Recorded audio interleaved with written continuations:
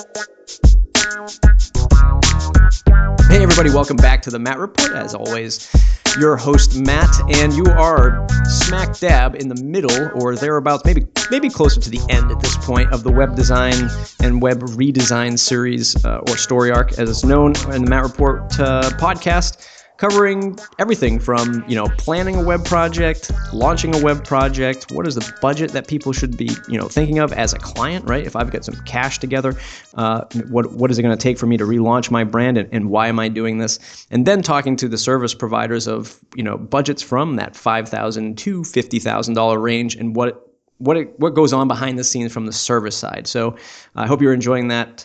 I hope you're enjoying this new season and this new series of podcasts. As always, it's mattreport.com/subscribe. Join the mailing list. It's the number one way to stay connected. And today, Carson McComas, of Shopify Custom, joins us to talk about using Shopify and, oh boy, not WordPress. Sorry, folks. We're not talking about WordPress. We're talking about Shopify. But he's not the only guest that's joined the archives of Matt Report to talk about Shopify. There's been a whole host of others, so it's great to hear from another Shopify person. So without further ado, Carson, you've got the stage. Give folks a 2-minute elevator pitch, who you are and what you do. Hey, thanks, Matt. That sounds great. I run Shopify Custom. As you mentioned, that what we really focus on is Shopify-specific development, as you might imagine from the name. And we really kind of cater to that, what we call premium Shopify customization work. And we're really focused on doing an exceptionally good job. We work with clients who, and typically when I'm working and working a lead and talking to a client, I'll figure out if that level of excellence that they're looking for is there, and if so, that's kind of who we tend to work well with. Typically, it's folks who've got a little bit of a budget. So, I mean, we do some, startup folks that are just, mom and pop starting off, but typically it's folks who've got some budget to invest in letting us really kind of do exceptional work. Sure. Yeah. And we share a mutual friend, Andrew Youderian of the E-commerce Fuel podcast. Yes. I don't know if he's your friend, actually. He's just a client. Okay. Yeah, he started out, I met him because of his amazing E-commerce Fuel blog, and I joined his community. We kind of met through there, happened to meet in person and started a friendship, and then he became a client. Yeah. Nice. I think I realized in retrospect he was testing me out to see if I was going to be a good service provider for him. But I think the friendship's sincere. We'll see. Yeah, that's great. So when Andrew joined my podcast a few episodes back, we talked about that, right? We talked about why he went from Magento to Shopify and sort of the reasons behind that. He talked a little bit about WordPress, but he had mentioned that he was doing a redesign of the website in the $50,000 range. And I said, you know what, I got to get the guy or the team that's doing this so that we can sort of unpack that. Sure. But before we do, a lot of folks in my audience, of course, but in the WordPress space, they've all fallen into WordPress some way or another. How did you fall into using Shopify as your agency's cornerstone of technology? Well, that's a good question. So, I've been at this game for, professionally with my own agency for almost 15 years. And back in the early days, we would build e-commerce solutions from scratch for people. Those were painful days. Yeah. But we did that for quite a number of years. Yahoo stores kind of came on the scene about the time we were doing that, and that was just such an abomination. We didn't even get very far with that and kind of stuck with our own platform. We started kind of watching Shopify, and by we, at this point, it was me. I was just running a one-man shop. I kind of kept my eye on Shopify. They were doing some pretty interesting things. And in, I don't know, like 2004, 5-ish, somewhere in that range, maybe a little bit later, I had a client, Madsen Cycles, who wanted a store. And I was like, well, do I use this system that we've built, or do we take the plunge with Shopify? And we kind of felt like at the time that they had come far enough along that it was worth a try. So I built his shop on Shopify, and was pretty impressed with how nice it was to work with, and just so many things that my own solution didn't have: order processing mechanics and payment shipping tie-ins and all sorts of stuff that I didn't have on my own. And the client was quite happy with it, and it ended up being a pretty nice looking site. Shopify picked it up and made it one of their demo sites that they showcase. So if you come to Shopify and they said, there was a link to see other sites. We were one of the featured ones on there, and that garnered a fair bit of traffic to his site from people looking for stores. And at some point, I was like, well, I should do something about that. So I talked to my client, and he was willing to let me put a little link in his footer. The site was built by me. And so I started getting leads through that. And the more I did that, the more I realized, this is going somewhere. Shopify's taken off. I absolutely adore the platform. It's so nice to work with. And so we just kind of built from there. And it's anymore. We used to do not just e-commerce. We'd do, build websites and all sorts of stuff. We did some WordPress stuff. But we really anymore, it's just pure Shopify now. That's a great backstory.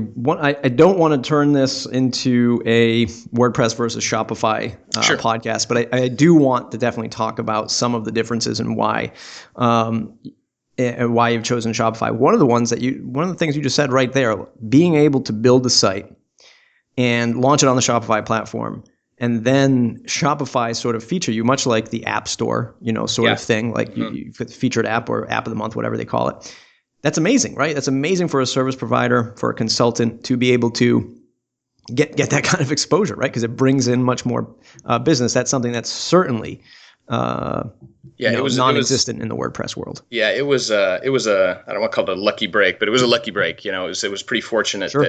that we ended up getting exposure from that. I think I don't know. I'm a little bit of a slow learner. I think I probably would have. I hope in time I would have figured out that specializing on Shopify was going to be beneficial without that little nudge in that direction, but it definitely helped.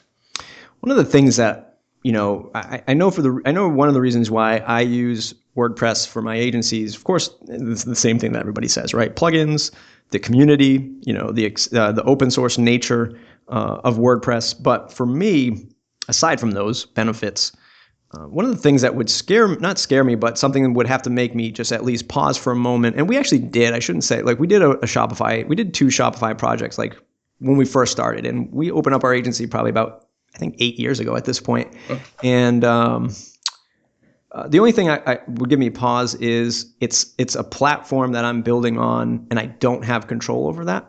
So that's my biggest concern with Shopify versus WordPress. What are your thoughts on that? Yeah, I think that's sort of the hosted versus, host your own dilemma. And there are valid concerns, I think, with that closed system. And certainly people have some complaints about it.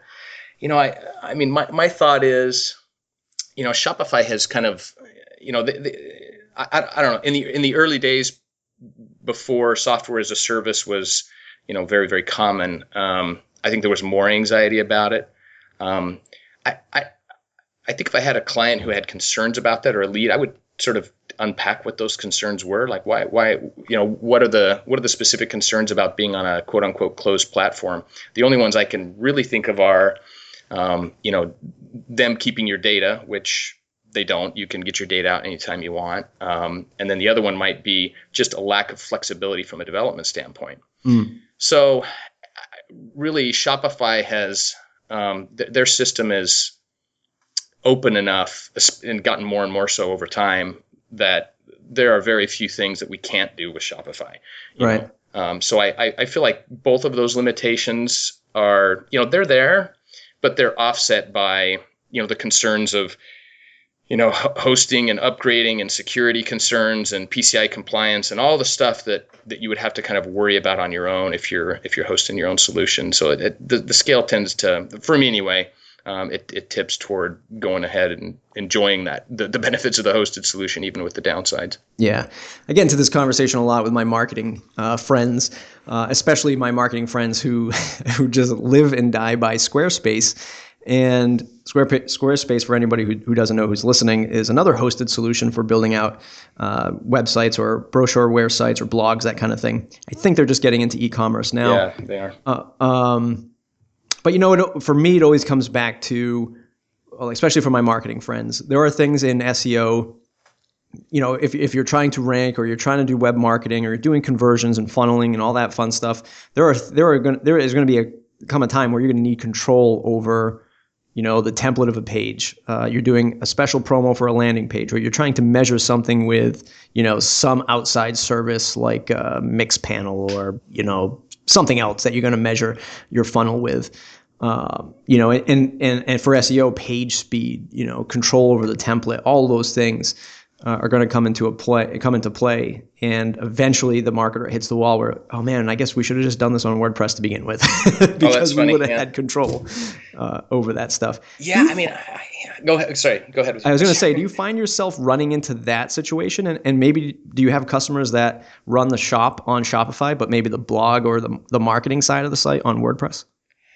Let me answer both those questions. The first question, I don't honestly run into a lot of this. I feel like there's enough flexibility with Shopify. With Shopify, I can kick out a page that's one character. So you've got plenty of flexibility in terms of that template, and kind of working with that, integrating third-party solutions in there for tracking and whatever. That's no problem. So I feel like I can probably do most anything. I haven't had. Once in a while, somebody will throw me a curveball, and I'm like, yeah, you know what? We can't do that with Shopify. But it's usually very sort of, I don't know, like if somebody wants to build their own eBay out of Shopify, like that's not going to work. Right. And I'll get questions like that occasionally. But in terms of the straightforward stuff, it's usually, it's usually not a problem. Wow. Sorry, what was the second? I already forgot. What was the second question you asked me? If you found people running the marketing and blog side on WordPress or maybe another CMS. Okay. So it's funny. I mentioned that Madsen Cycle site that I built originally. I actually only put the shop link in his nav on Shopify. The rest of the site I actually hand built, and so there was this sort of this split URLs and all that. We've since rebuilt his site all on Shopify, and occasionally I'll get clients that do that, especially if they've got an established blog and SEO, juice going to it already. We'll keep their blog over on WordPress and build everything else on Shopify. There's no question about it. WordPress is a far superior CMS to Shopify, especially for blogging and content. Like if you're a content business, Shopify is not a great fit. If you're an e-commerce business, Shopify is a great fit. So, and if you're both, I don't know.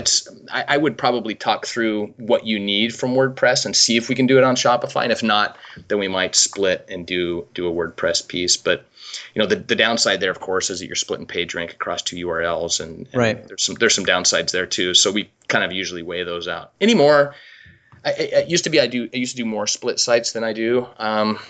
Anymore, we pretty much do them all on Shopify now. That's awesome. The big e-commerce, the big dog in the world of WordPress is WooCommerce by WooThemes. Seem to be really exploding, and they had their first conference in San Francisco right before WordCamp San Francisco back in October. Have you run into, or have your clients started requesting, or maybe comparing WooCommerce to Shopify? Have you looked at it? Are there some things that you like in that space that maybe you wish Shopify did, or anything like that? Well, I'll tell you, I have to admit some ignorance about the ins and outs of WooCommerce. I'm aware that it exists. I've got clients who have WooCommerce sites, but I haven't been deep in it enough to give real intelligent responses to a comparison there. But I don't get a lot of people that come to me and are looking at WooCommerce as an option against Shopify. I mean, they'll look at BigCommerce against Shopify. They'll occasionally look at Volusion, although that seems to be fading. Magento. WooCommerce doesn't typically factor in that. I don't know if it's just because they've sort of decided they want open source, and so they don't even consider Shopify, so I don't see them, or if it's just the nature of the clientele that I'm working with. I don't see a lot of WooCommerce comparisons coming my way anyway. Yeah. I mean, once in a while, somebody like, why don't I just build this on WordPress? I don't even know if they realize that WooCommerce exists. I'll talk through them about that a little bit. And again, I'll assess their needs. Are they a content company? Are they a commerce company? But that's probably as much as I know.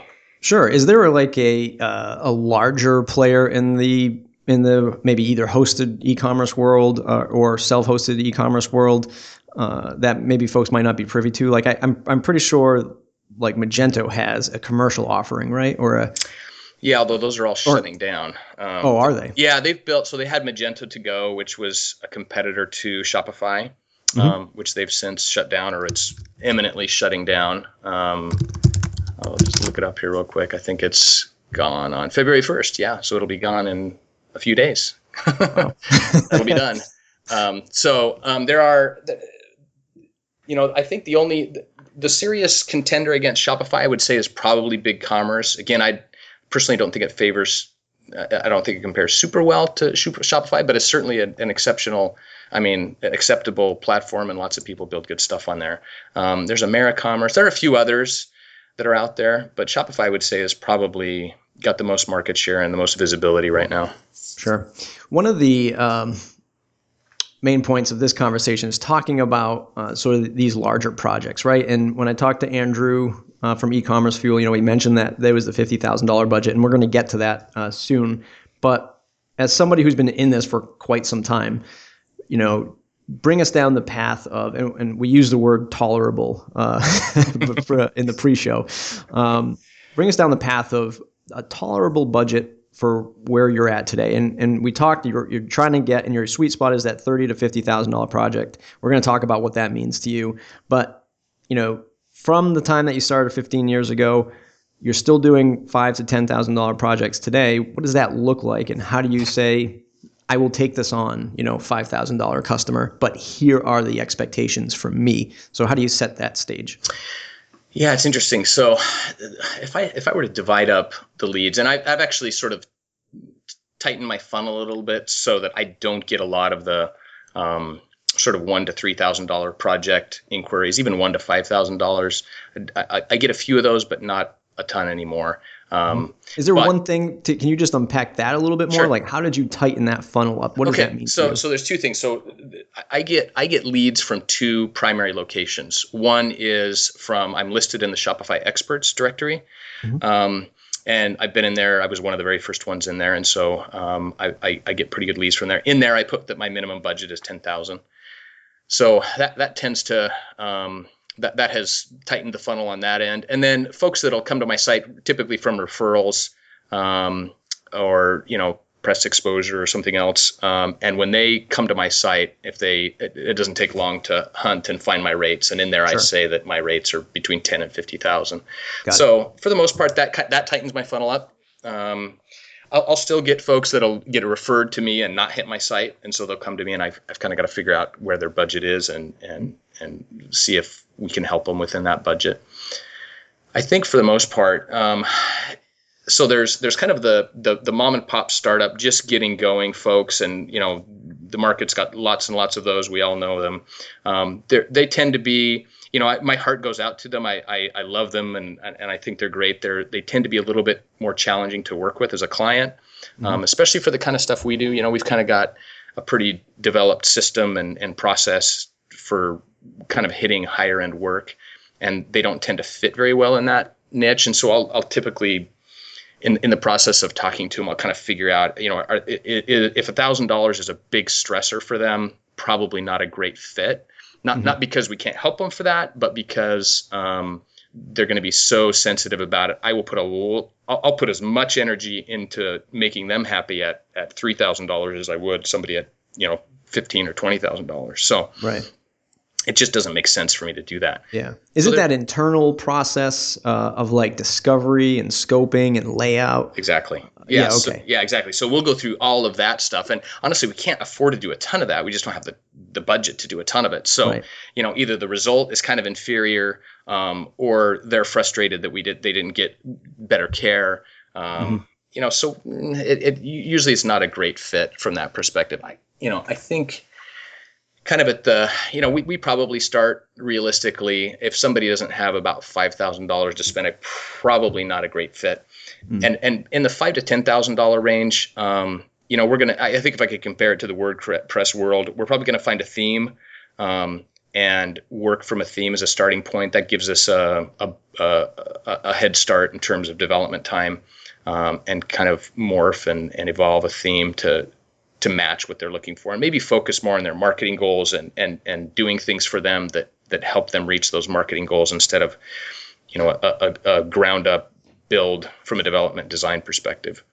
One of the things that I say when folks ask me questions about running a client services business. And, one of the things is always like, how do you determine, and I want to use what you just said right there was, relating it to picking a WordPress theme and using that as the foundation of a project happens. 90% of the time people are coming in and saying, hey, can we just use this theme? And then all of a sudden the client's like, yeah, I love this theme. This theme is perfect. And then you go to build it. Yeah. Right. And it's like, see you later. We should have started from scratch. Yeah. So a couple things here. One, how do you control that expectation, either by communicating to the point where the theme is a theme and that's how we're going to stay in between these lines? Like, do you technically circle things and say, this stays, this stays, this stays, and this area of this white space, this is where we can make changes? Do you kind of package it like that? Or what I was trying to get out before, when people ask me about running my business and client services and like all of these different things, I say sometimes this is the game. Like, there is no magic bullet to outlining that stuff. This is part of client services. It's just stuff that's always variable and it's just par for the course. So is there a real technical way to outline that theme that you use in your business, or is every client different? And even though you tell them 9,000 times, it still ends up being a question, halfway down the project. Yeah. I think to back up just a little bit, the first time I have a discussion with somebody, I'm trying to learn a few things. Number one, I want to know what their budget is. So that always comes up in the first phone call. I just need to kind of get a sense of where they are. And sometimes they're a little shy about sharing that. So I might say, based on past projects, here's kind of a range of projects that might be similar to yours. Are you in that? Is your budget within that? Some people say, I don't have a budget. And then as soon as you start to talk money, all of a sudden they definitely have a budget. Everybody has a budget. Everybody has a budget, whether they want to share it or not. I think sometimes people are concerned that if they tell me their budget is, $20,000 and I would have done it for 10, that I'm going to charge them 20. Of course, that's absurd. I would never do that. But it's, it's helpful to understand what their budget is up front. Once I do, I try to also understand, the things I want to know: budget, timeline, to make sure that we've got the availability to even do it, and then to get a pretty good idea of what the scope of what they're looking for is. So oftentimes they'll come to me with, like you say, they'll come to me with a theme, and I can usually tell, we'll talk for, 30 or 45 minutes on the phone, and they'll have a theme and they'll have some goals, and sometimes they don't have those goals really developed yet and they need to go work on that, or I can help them work on that. But usually I can kind of tell, is what we're trying to do, is it possible within what that theme can do? And often they'll come and they'll say, the theme doesn't do A, B, and C, but we want to do A, B, and C. What will it cost to kind of evolve the theme to do that? And then typically I'll pitch doing some design polish to that so that it doesn't look like a theme out of the theme store and some of that. But I don't know if there's a magical way to line that out. I typically tend to set expectations. I try to set them a little bit lower than we can deliver on, just to give us some wiggle room, and so we can kind of blow them away when we really do it. And so, yeah, I mean, the best way that I've sort of presented it, and the only way that I can, offer advice to those who are thinking about that process. And one of the things that Carson mentioned earlier was, the $5,000 client will not get the same attention to detail in like the discovery process and the research as a $50,000 budget client. And if you're just joining in this story arc of website redesign, you got to go back to the beginning.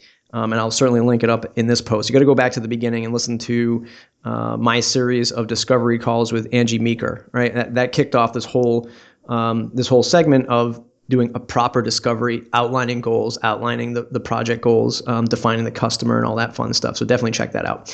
But the best thing that I've been able to do is tell people, look, we have to do a discovery process, right? And in fact, I'm going back and forth with negotiations right now for a smaller project. It's $5,000 and it's the same thing. It's based on a theme, but I can tell the client still doesn't understand that we have to stay 80% within these lines, because otherwise we're just building something from scratch and the $5,000 budget isn't going to cut it for us. Yeah. because there's so many moving pieces. Right. Tell me if this is a fair assessment. A lot of the times what I'll do is and maybe this is a WordPress thing, but a lot of people come in.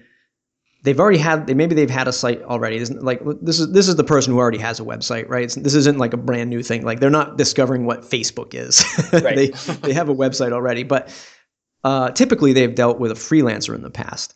So their mentality is, I'm talking to this one person who I'll be talking to forever. But when you get into the boutique scenario, or the boutique boss man, as I call it, there are more salary caps involved. There's my salary for being the owner, operator, and sales front-facing person. There's my project manager, and then, oh, by the way, there's the designer, the developer, and at least one support person that you're gonna touch along the way. And we have an operations person too that sort of keeps all this stuff in track. So the point of that is, and I try to relate this to the customer, is we're an agency. There's a lot more moving pieces, and there's just a higher level of cost. Do you ever relate it that way to like cost, or do you just say, you know what, these people are just not a good fit for me? I feel like if I'm selling the price that hard, it depends on how hungry I am, right? Right. I mean, if I'm hungry, I'll work on it. I'll work on selling that. But I do try to avoid getting real deep on that if I can, just because they're probably not a great fit. And that's an easy thing to say. Again, if I'm hungry, I'm working on them. I'm talking to them. Well, I'll explain that stuff. And really what I'll try to do, and sometimes I think as service providers, we get a little too bit in the weeds of this is what the theme is, and this is what's editable, and this is what isn't. And honestly, a client, oftentimes they don't care. Like they just want to put money on this problem and have it go away. And so, by the way, those are the best kinds of clients that kind of feel that way.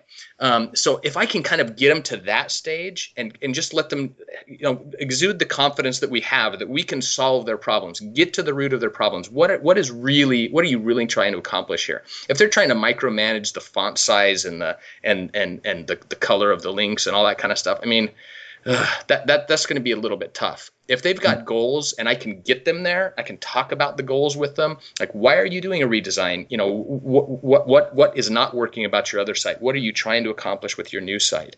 What matters to you?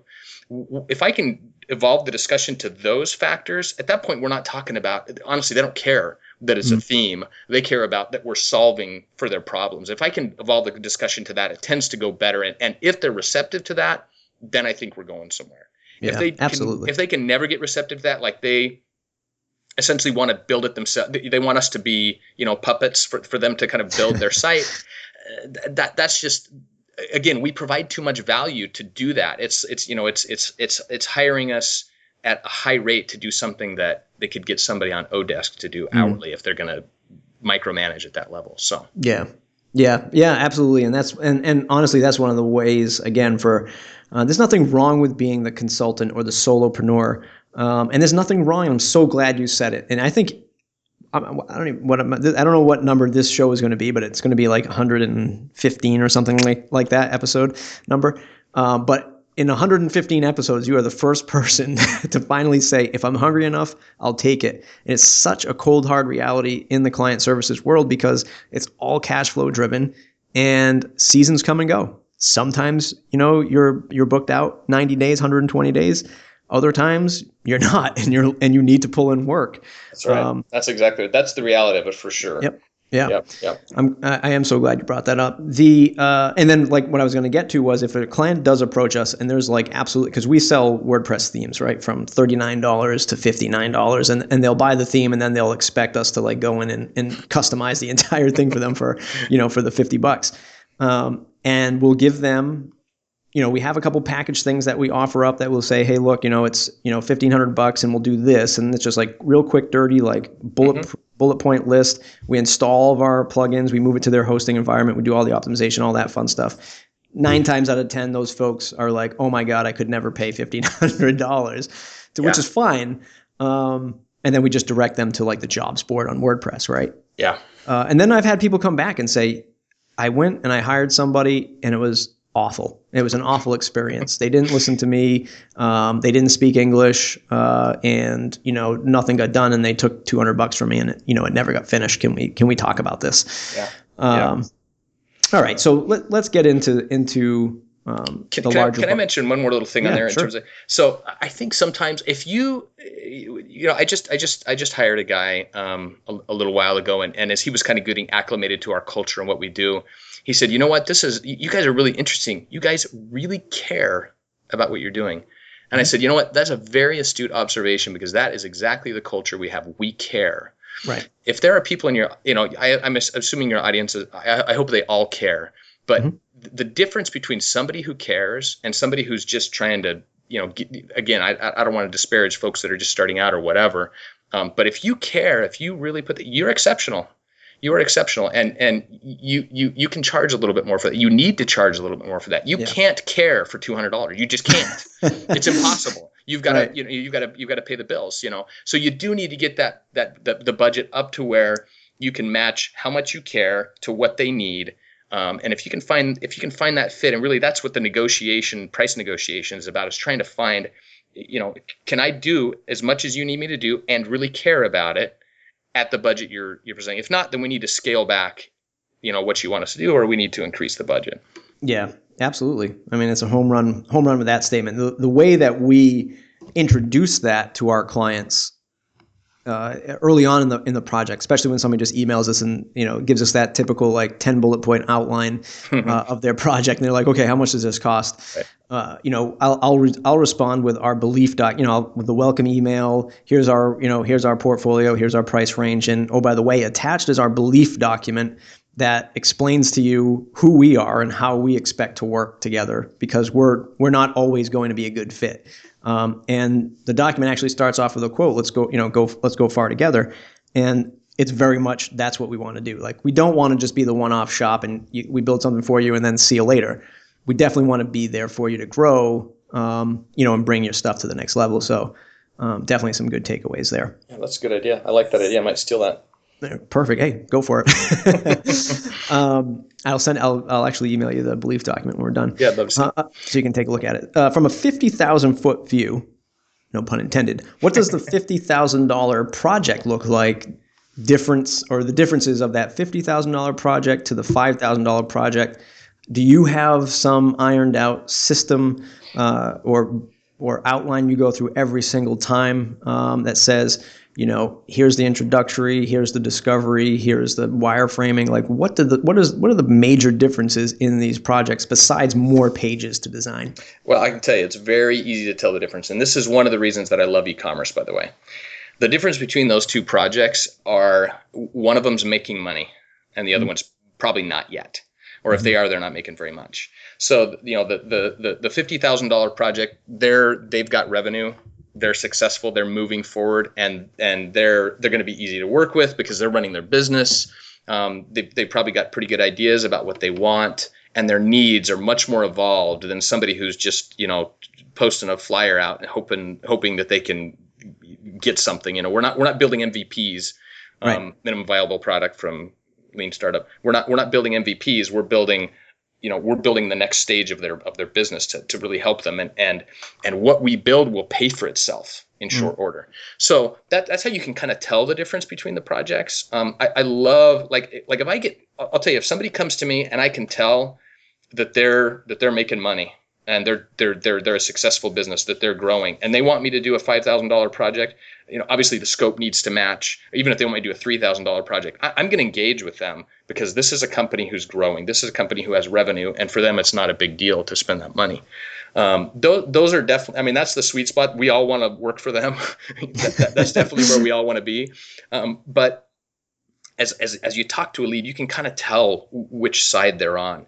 If they're in that $50,000 in $30,000 to $50,000 range, again, they've got revenue, they're growing. This site is going to pay for itself. They've typically got enough experience in the industry that they kind of know what they need. They've got goals, and they're trying to address some problems. And so those are very fun to talk to, very fun to work with. Andrew Youderian is a great example. So we'll talk through, and yes, we do a whole discovery process. Sounds like you've already had podcasts about that. So we'll do a whole discovery process where we're learning about them, their brand, their market, their products. We're also going to talk about specific needs that they have for the store. So on Andrew's site, for example, he needed a wizard where people could select their vehicle and then have the shopping experience after that catered to their vehicle. So we'll talk through, and he had a bunch of different things that were kind of like that. And so we would talk through what those different needs are, and we always go through, with a client like that, we'll go through a wireframing process. We use Balsamic, which we love, and we'll wireframe out what each of those screens are like and what the mechanics behind those are. We'll get the designer involved obviously to help bring that to life, and we're going back and forth with the client, and then off to development and testing and that. So yeah, for the discovery process, do you have something that you've created and sharpened over the decade and a half you've been doing this, or is it some some kind of proven method that you've kind of copied from somewhere else, like I don't want to say MVP, but we just mentioned that, but something like a lean canvas of sorts? Is it some kind of proven thing, or is it something that you've kind of crafted on your own? I would. I don't have something. I haven't borrowed anything. I think it is probably the former. Something that we've just kind of developed over time. It's a set of questions. Usually, with another nice thing about e-commerce is it's a pretty narrow flow. E-commerce is, it's category pages, it's home pages, products, it's product flow, cart, checkout, all that kind of stuff. There's a lot of commonality between all projects. And so typically we'll start with those and kind of establish those as a baseline. And then we'll learn about, now, what are the specifics that your business has? Or maybe we'll start with the specifics. But really it's just a process of, me asking questions, and I'll kind of go, this sounds a little too simplistic, but I'll kind of go template by template through, what do we need to do on the homepage? What matters to you? And, here's what other clients have done. Tell me sites that you like. What are they doing that you like? What doesn't your current site do that it should? And so we'll just go through this discovery process, almost template by template. We try to be a little bit more holistic about it than that, but that's a good framework to kind of start from. And just kind of what are the segments that your site needs to address, and what are the specific needs for each segment? Sure. One of the things that was concepts that was getting thrown around the end of 2014, and I think will probably carry on for the next 6 months into 2015, is value-based pricing. And one of the things you mentioned was, the biggest difference of these $5,000 to $50,000 projects is the $5,000 is very much not making money yet. Right. The owner doesn't have a way to set ROI because they're just launching this. And I do want to get into ROI, but the $50,000 project, there's revenue, there's ad budgets, there's marketing, there's probably a team of people responsible for this. You're not one degree away from the owner, or maybe you are, but the point is there's probably some kind of internal process on the customer's end that says, yes, we can justify this cost. That's right. That's exactly right. The point of this is, do you, when you do your pricing, do you buy into the value-based pricing? Like, you notice your customer does 7 figures in retail sales through their site, so you are going to charge, 8% of that, 10% of that, whatever that number comes out to. Are you basing it on the expected value of that? I wish it was that easy, and maybe I just am not good enough at it yet. I know there's great schools of thought about that, and I've read the blog posts and the ebooks and listened to the podcasts and stuff too.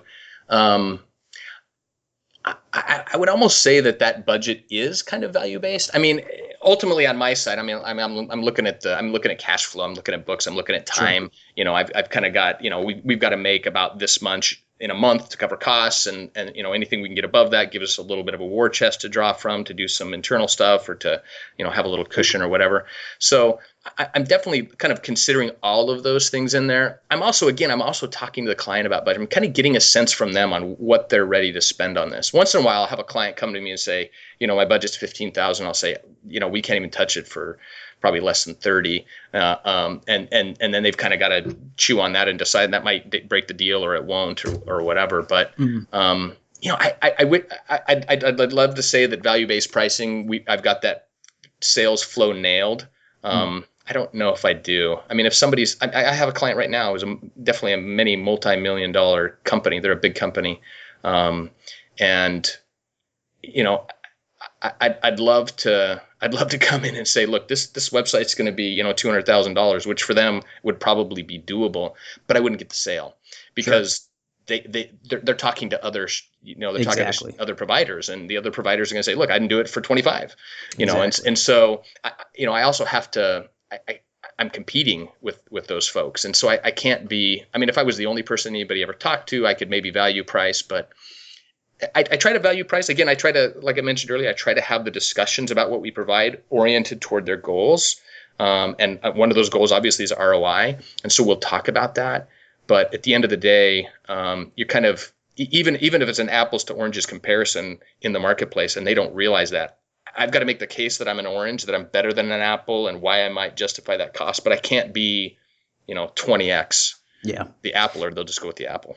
Yeah, we spoke about this topic with John Hawkins in this very same story arc of one of the co-founders of Nine Seeds, and we talked about the value-based pricing and how I think it's acceptable, especially if you consider yourself a consultant. Even if you consider yourself the boutique agency, which I would categorize myself into. But we are getting more into higher ed clients. We are getting more into the corporate world of clients. In fact, we've actually had a lot of corporate clients over the years, and value-based pricing would just not fly with them, right? Right. There's no way I'm showing up and doing a pitch deck for them and saying, based on your revenues and your expected growth, we are going to price this at $200,000. And look, I grew up as a car salesman, right? So I'd have a field day with that stuff, but it just wouldn't fly in those environments. I think if you're talking to maybe another marketer or a startup business and it's not an overly I think you can take, with value-based pricing, you can certainly take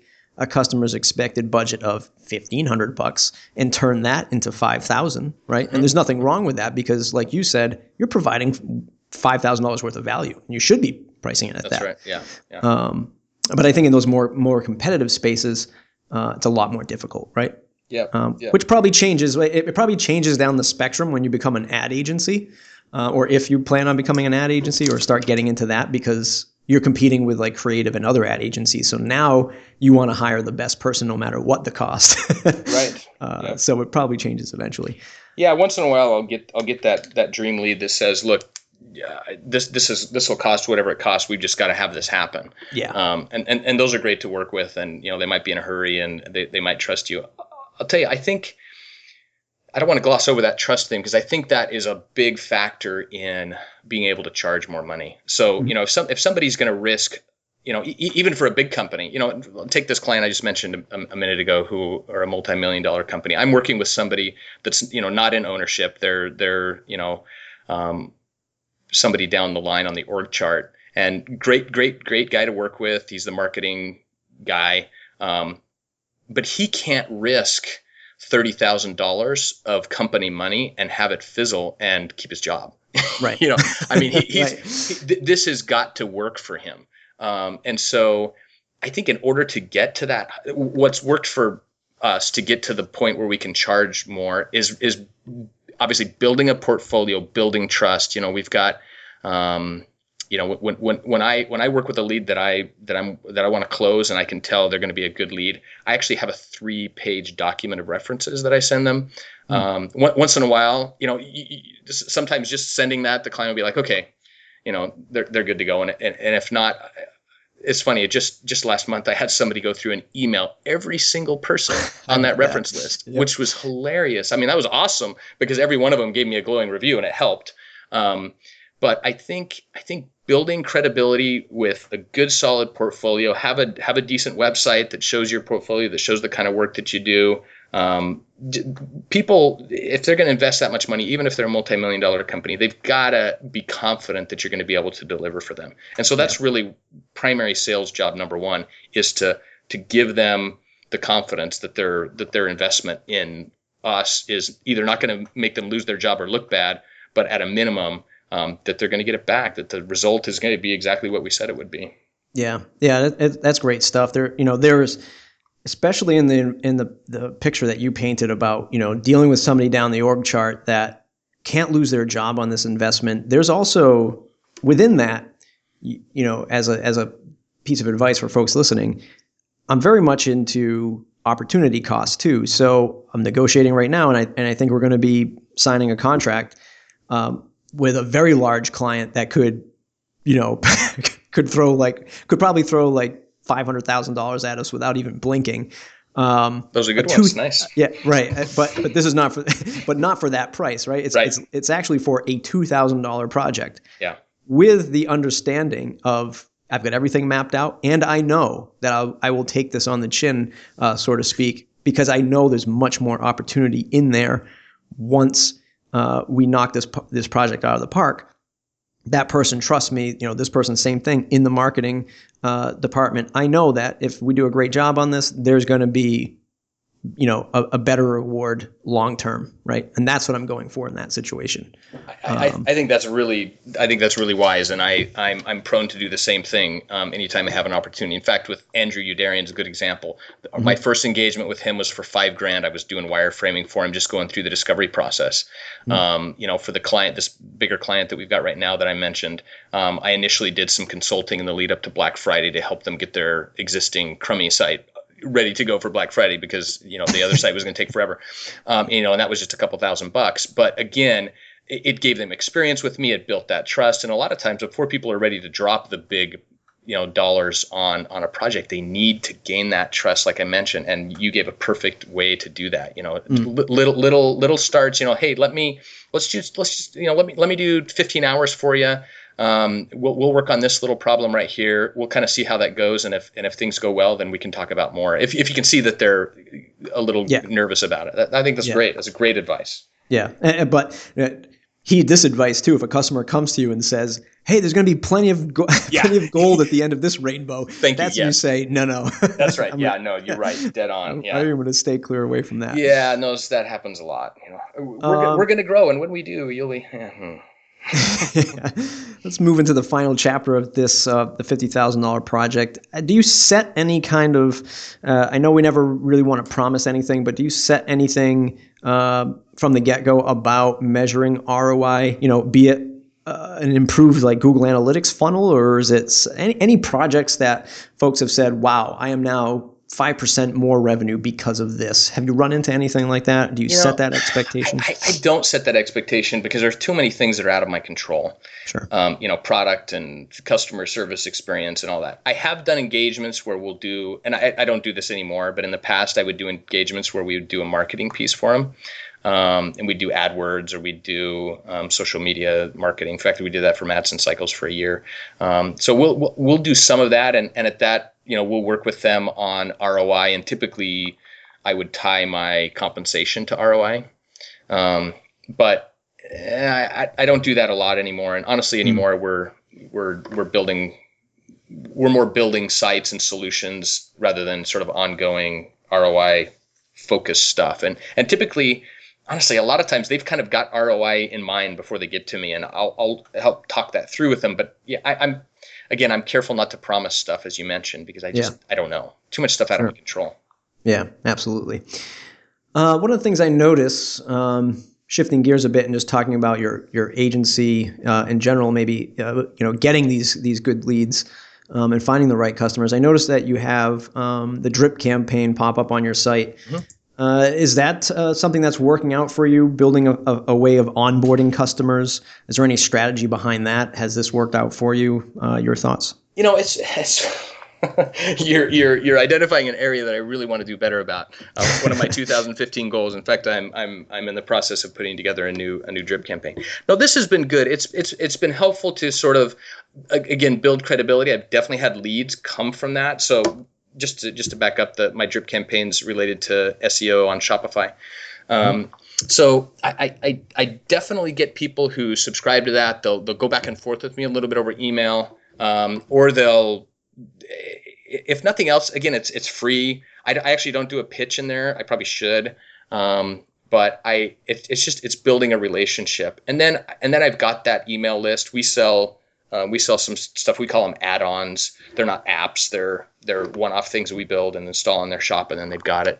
But it's kind of like an app, I guess. And is there an ecosystem for that? Like, are you making revenue off of that? No, yeah, definitely. So there's not a Shopify ecosystem for add-ons. Again, that's my term for it. They've got their own. Shopify's got the App Store, of course, which is very robust and full and a great ecosystem. Lots of people are making lots of money on that. But no, these add-ons are just things that will come in. We'll put an Instagram widget on their site that pulls in Instagram stuff or stuff like that. So the add-on thing, so that building that email list gives me a chance to kind of reach out to those folks, continue to add value, and let them know about some of our other stuff. I haven't been super good about nurturing it like that. Again, that's one of my 2015 goals, to do that. But it's been good, and I also think it helps build credibility. If you come to my site, and I've got a 7-day crash course on SEO Shopify. It's like, okay, these guys are, it helps with that trust side of things. Like, these guys are kind of the real deal, or it's a way for them to kind of test me without engaging me. Sure. And the guide's pretty good. I get pretty good feedback from it. So the people go through that, and at the end of it, they'll say, hey, in fact, I just had this happen last week. I had a guy call me up and say, hey, I went through your email course a while back, and now I want some help with something. So it helps. Nice. Yeah. I've been running Drip for a little while now. We got a nine-part course for building the perfect WordPress website. And it's, I can't say it converts really well. Actually, I shouldn't say I've been running it that long. I've probably been running for like the last 45 days. So it's probably still too early to tell, because I feel like those things are much more evergreen and they really come back 3-4 months later. Until this morning, actually, I woke up and I got an email from one of the people, because I think one of the last emails in this series is like, I don't know, like it's just like a follow-up thing that says like, how are things going? Have you had a chance to try it? What are you building with your WordPress site? And he said Somebody nothing. Yeah. He just said nothing. I want you to stop emailing me. Oh, great. Well, you got some feedback. Right. So, okay, there's my feedback. It might not have converted, but hey. Yeah. And I just sent back a smiley face. That's funny. One last piece of advice for anyone building an e-commerce site for anyone, be it on the Shopify platform or WooCommerce or WordPress in general. Is there one takeaway or piece of advice you'd give somebody in the e-commerce world for either, here's what you should definitely focus on in e-commerce for either your client or some kind of industry movement?